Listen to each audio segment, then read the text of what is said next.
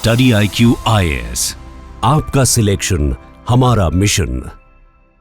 नमस्कार दोस्तों फाइनली भारत ने फैसला कर लिया है कि हम अपने नेवी के लिए एयरक्राफ्ट कैरियर के लिए किस देश से फाइटर जेट लेंगे। देखिए, यूएस और फ्रांस के बीच में कंपटीशन था। फाइनली हमने फैसला लिया है कि फ्रांस का जो राफेल मरीन फाइटर जेट है वो खरीदेंगे। ध्यान रखिएगा, भारत ने जो पहले राफेल जेट खरीदा था वो एयरफोर्स के लिए था, और जो नेवी के लिए होता है, एयरक्राफ्ट कैरियर के लिए होता है, वो काफी डिफरेंट होता है। वो सब कुछ मैं आपको डिटेल से बताऊंगा। चलिए आगे बढ़ते हैं, लेकिन उससे पहले आप सबको बता दूं, आप में से जो भी लोग यूपीएससी की प्रिपरेशन कर रहे हैं, हमारा जो नया फाउंडेशन बैच है 11 अप्रैल से स्टार्ट हो रहा है। You can use this code Ankit live to get maximum discount. Link comment section में दिया हुआ है। चलिए शुरुआत करते हैं। मैं आपको पहले बता दूं कि ये गवर्नमेंट टू गवर्नमेंट डील है, मतलब फ्रांस की सरकार और भारत की सरकार, उन दोनों के बीच में डायरेक्ट डील होगा, कोई कंपनी के बीच में डील नहीं है। और इसकी वजह से 63,000 करोड़ रुपीस में यहां पर 26 राफेल फाइटर जेट खरीदेंगे, मरीन फाइटर जेट खरीदेंगे। और आप समझिए कि एक फाइटर जेट का कॉस्ट बहुत हैवी है, बहुत ज्यादा है, करीब 2400 करोड़ रुपीस का है। ये काफी महंगा है, लेकिन सरकार का कहना है कि इससे हमें बहुत फायदा होगा और बहुत सारी बाकी चीजें हमें मिलने वाली है। मतलब ऐसा नहीं है कि सिर्फ एयरक्राफ्ट मिलेगा, ट्रांसफर ऑफ टेक्नोलॉजी और जो पूरा मेंटेनेंस हो गया, बहुत कुछ है इसके अंदर, वो मैं आपको आगे बताऊंगा।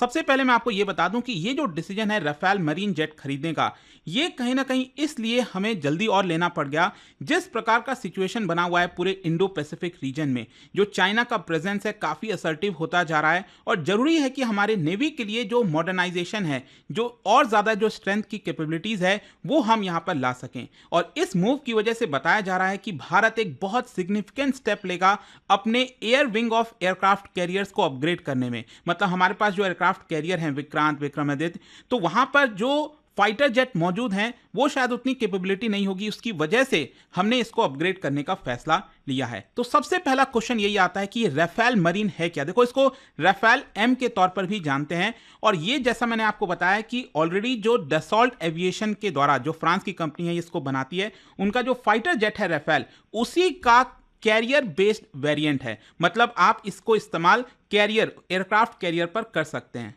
और इसके फीचर्स भी अगर आप देखेंगे तो यहां पर आपको देख सकते हैं, ये जो फाइटर जेट है राफेल मरीन फाइटर जेट, इसको उसी हिसाब से बनाया जाता है ताकि शॉर्ट में इसको टेक ऑफ करना है, इसकी लैंडिंग करनी है। अब इसके लिए क्या है कि इसका जो पूरा का पूरा नीचे वाला पार्ट है और ज्यादा स्ट्रांग बनाना पड़ता है, और ज्यादा मजबूत करना पड़ता है। फिर इसके अलावा यहां पर अगर आप ध्यान से देखेंगे तो ये आपको एक टेल हुक दिखेगा। यहां पर आप देख सकते हैं ये टेल हुक दिखेगा। तो इसका काम यही होता है कि जब ये फाइटर जेट लैंड कर रहा होता है तो उस केस में हमें यहां पर उसको रोकना जरूरी है, राइट। तो क्योंकि जो पूरा रनवे है वो छोटा होता है एयरक्राफ्ट कैरियर पर, तो इसकी वजह से इसके मदद से जो वायर है वो अटैच हो जाता है एयरक्राफ्ट कैरियर का, और मदद मिलती है इसको आसानी से रोकने में। फिर इसके अलावा यहां पर जो विंग्स हैं इसके, वो फोल्डेबल है ताकि कॉम्पैक्ट जगह पर आप इसको आसानी से रख सकते हैं। और इसकी एबिलिटी है to operate from short take off but arrested recovery carrier, मतलब हमारे पास जो कैरियर है उससे आसानी से हम इसको टेक ऑफ और लैंडिंग करा पाएंगे। इनफैक्ट मैं आपको बता दूं, एयरफोर्स का जो राफेल है और जो नेवी का राफेल है उसमें ऐसा कोई बहुत ज्यादा डिफरेंस नहीं है। उसकी जो शक्ति वगैरह है वो ऑलमोस्ट सेम है, लेकिन इसमें बस यही डिफरेंस होता है कि यहां पर इसको एयरक्राफ्ट कैरियर के लिए बनाया जाता है। जैसे मैंने आपको टेल हुक के बारे में बताया, और ज्यादा ये थोड़ा सा टॉलर होता है। और इसके अलावा एक चीज ध्यान रखिएगा, जो एयरफोर्स वाला राफेल है वो थोड़ा सा लाइट है इन कंपैरिजन टू जो राफेल का हम मरीन फाइटर जेट खरीदेंगे, वो थोड़ा सा हैवी होगा। अगर हम इसके टेक्निकल कैपेबिलिटीज की बात करें तो देखिए ये मल्टी रोल कैपेबिलिटी रखता है, बहुत सारी चीजों में हम इस्तेमाल कर सकते हैं। एयर सुपीरियरिटी, ग्राउंड अटैक हो गया, एंटी शिप, न्यूक्लियर डिलीवरी, जो भी कुछ करना है वो ये फाइटर जेट कर पाएगा। इसके अगर हम रेडियस की बात करें, मतलब रेंज की बात करें, तो 1850 किलोमीटर की रेंज है, एक बार में ये ट्रैवल कर सकता है। हाँ, ऑब्वियस सी बात है, इसमें रिफ्यूलिंग की जो कैपेबिलिटी है वो भी यहां पर रहती है, लेकिन इसके साथ साथ अगर हम इसके पेलोड की बात करें, मतलब इसके अंदर कितने वजन तक का हम वेपन्स कैरी कर सकते हैं, तो इसमें टोटल 14 हार्ड पॉइंट्स हैं, जहां पर हम 9.5 टन का जो पेलोड है वो कैरी कर सकते हैं। और इसके अंदर वेपन्स कौन कौन से होंगे ये आप देख सकते हो। मेटियोर हो गया, beyond visual range missile, scalp cruise missile इसके अंदर होंगे, एंटी शिप मिसाइल्स होगा, hammer precision guided missile bomb होगा इसके अंदर। फिर इसमें एक खास बात यह है कि इसमें एडवांस टेक्नोलॉजी के जो एवियोनिक्स है, मतलब जो इलेक्ट्रॉनिक सिस्टम है, जैसे कि फॉर एग्जांपल रडार हो गया, वो इसके अंदर लगा हुआ है। तो वो सब कुछ इंफ्रारेड सर्च एंड ट्रैक, क्योंकि अक्सर क्या होता है ना, इस तरह के जो फाइटर जेट होते हैं जो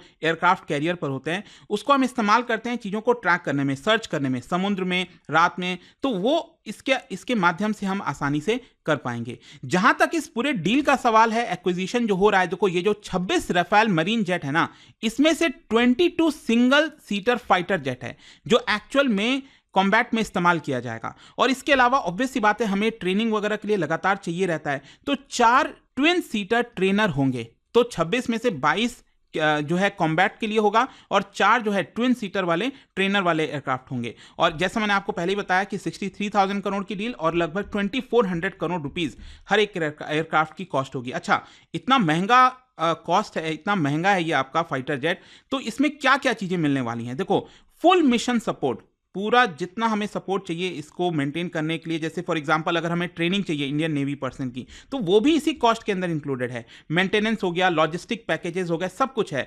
वेपनरी, स्पेयर, सिमुलेटर, इसके अलावा जो इंफ्रास्ट्रक्चर सेटअप किया जाएगा, जो हमारा एयरक्राफ्ट कैरियर है वहां पर हमें इंफ्रास्ट्रक्चर बनाना पड़ेगा ना इसको वहां पर रखने के लिए, लैंडिंग कराने के लिए, टेक ऑफ कराने के लिए, वो सब कुछ आपका यहां पर इंक्लूड किया गया है। अच्छा, इसमें एक और चीज है, भारत सरकार का नियम है मेक इन इंडिया इनिशिएटिव के तहत जो ये कंपनी है डेसॉल्ट और उसके जो पार्टनर्स हैं, उनको जो पैसा मिलेगा ये 63,000 करोड़ रुपीस, उसका कुछ हिस्सा ये भारत में ही इन्वेस्ट करेंगे ताकि अल्टीमेटली मेक इन इंडिया को एक प्रकार से सपोर्ट मिल सके।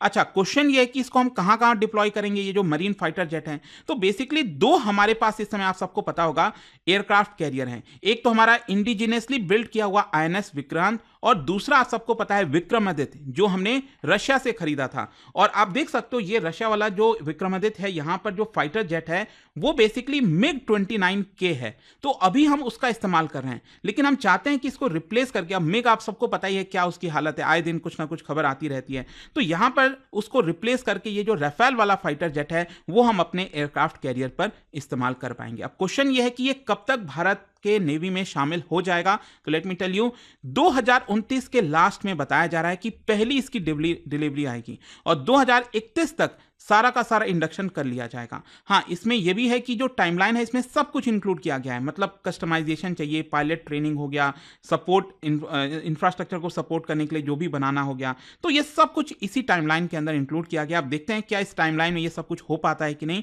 लेकिन क्वेश्चन अब यहां पर यह आएगा कि आखिरकार राफेल मरीन ही क्यों हम खरीद रहे हैं, यहां पर हमने अमेरिका का क्यों नहीं चुना? ये आप देख सकते हो, बेसिकली दो के साथ यहां पर फाइट चल रही थी।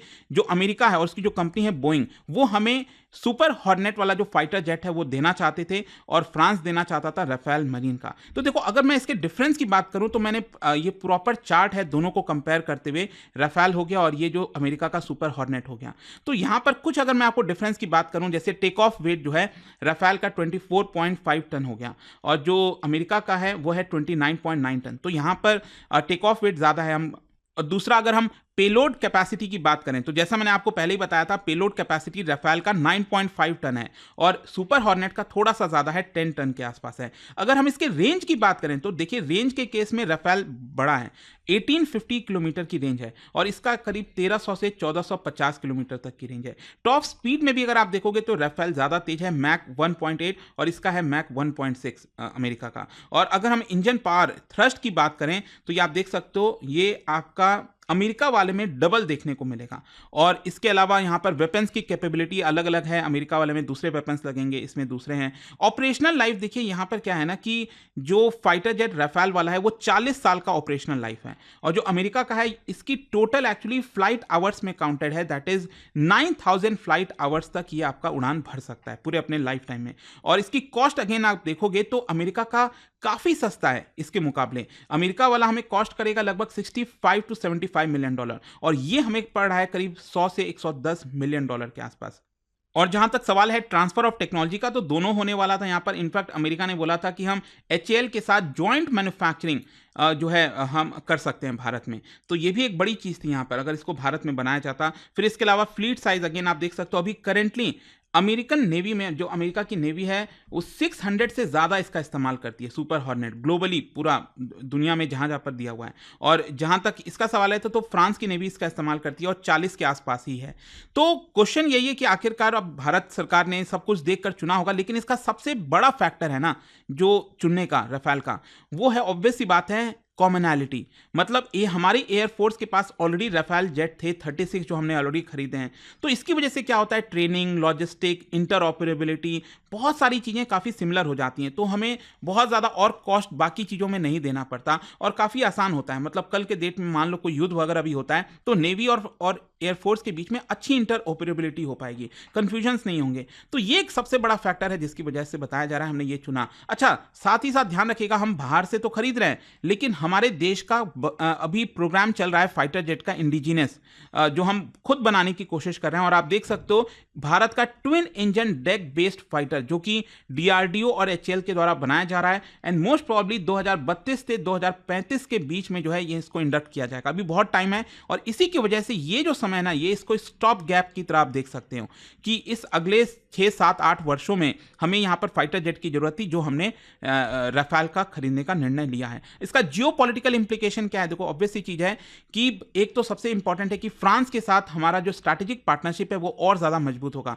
पहले हमने सबमरीन हो गया, राफेल हो गया, वो खरीदे हुए हैं। फिर इसके अलावा यहाँ पर भारत का जो डिटरेंस पॉस्चर है अगेंस्ट चाइना उसको मजबूत करेगा। चाइना भी 10 बार सोचेगा इंडियन नेवी कुछ भी करने से, Bay of Bengal, Indian Ocean region में आने से पहले। और पावर प्रोजेक्शन कहीं ना कहीं ये भी दिखाता है ना कि भारत जो है ऑपरेट कर सकता है, ऑटोनॉमी जो है हम अपनी बरकरार रखना चाहते हैं इंडियन ओशन रीजन के अंदर। कंक्लूजन यही है कि ये जो डील है वो एक रिप्रेजेंट करता है मेजर लीप। भारत का जो नेवल एविएशन मॉडर्नाइजेशन है उसमें एक बड़ी छलांग है और कहीं ना कहीं 2032-33 तक जब तक हमारा खुद का नहीं बन जाता उसके पहले जरूरी हो गया था ये। तो ये पूरा वीडियो था दोस्तों। और जाने से पहले आप सबके लिए एक इंटरेस्टिंग क्वेश्चन, क्या बता सकते हो विच इंडियन एयरबेस, इनमें से कौन सा एयरबेस जो है was the first to be equipped with Rafale fighter jet? कहां पर आया था भारत के अंदर? इसका राइट आंसर आप सब जानते हैं, मेरे इंस्टाग्राम पर तो मिलेगा ही। वहां पर अगर आप नहीं हो कोई बात नहीं, टेलीग्राम से ले सकते हैं इसका सही उत्तर। और जैसा मैंने आपको सबको बताया, अगर आप यूपीएससी की तैयारी कर रहे हैं, हमारा फाउंडेशन बैच अवेल कर सकते हैं by using this code Ankit live to get maximum discount.